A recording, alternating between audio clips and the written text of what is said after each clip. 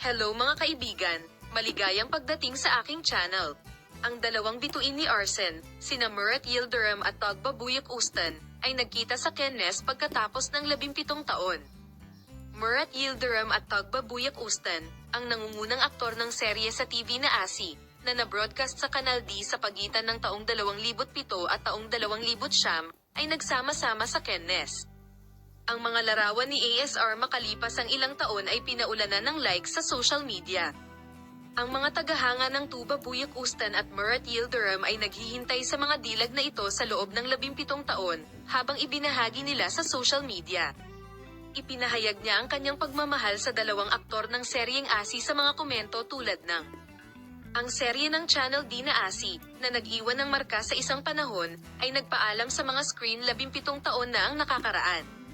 Ang mga bituin ng linya, sina Murat Yildirim at Tagbabuyok Ustan, ay dumalo sa imbitasyon ng isang US-based na magazine sa Cannes Film Festival.